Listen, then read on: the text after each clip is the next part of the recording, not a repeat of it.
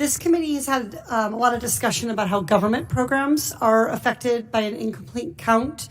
But I wanted to talk about how important a fair and accurate census is for a thriving private sector that creates opportunities for all. I'm a proud capitalist, but I want that capitalism to create opportunities for everybody. And to do that, we need an accurate count. An accurate count is a critical tool that helps businesses grow. It helps create jobs. It helps them serve all their communities.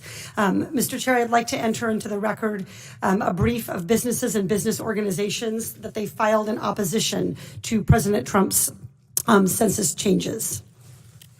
Without objection, so ordered.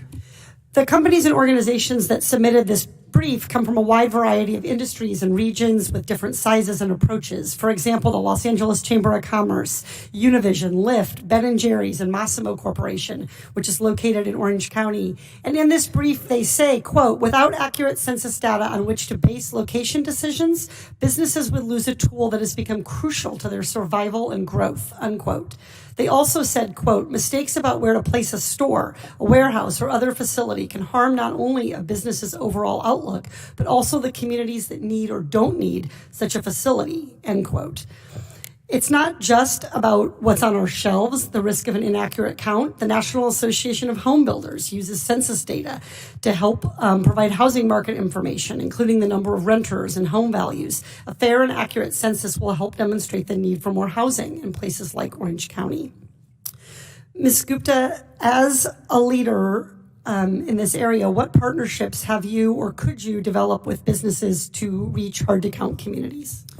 The Leadership Conference and several organizations at this table have been working very closely with trying to get more corporate partners to be partners in helping to get out the count. And we've seen a number of companies really step up for the very reasons that many of them articulated in their amicus brief to the United States Supreme Court about their concern about the citizenship question.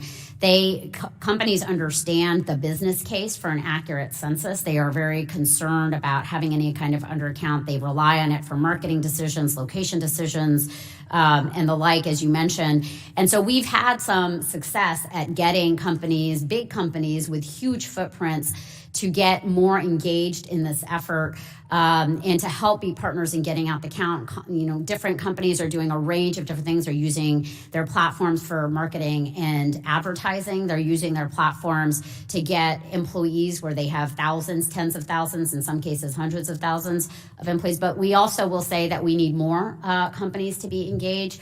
I will just say, and I think you're hearing this from all of us, that this is an all hands on deck moment, that as somebody said, you know, we've got to call, like, kind of shake the alarm right now, because this is happening. We are not kind of approaching the census. We are days away from the count. And Mr. Vargas, have you tried to partner with the business community for outreach on the census? And if so, what feedback have you received?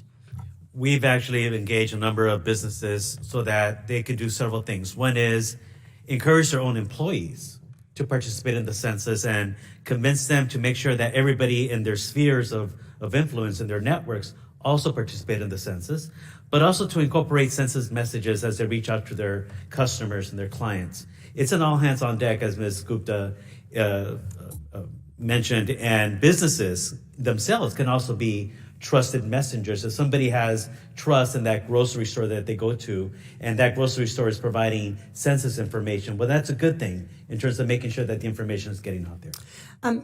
In my district, I met with the Irvine Chamber of Commerce, who made clear to me how important an accurate count is for them, and they are putting their own resources toward what they call Project Census 2020 to help educate and inform the companies that are part of the Irvine Chamber of Commerce to do exactly this work. And I would hope that we could make asks of the leaders of organizations like the Business Roundtable, which has recently said that they want to engage stakeholders at every level to put some of their muscle behind this initiative. Ms. Gupta? We are engaged with the Business Roundtable on this very question.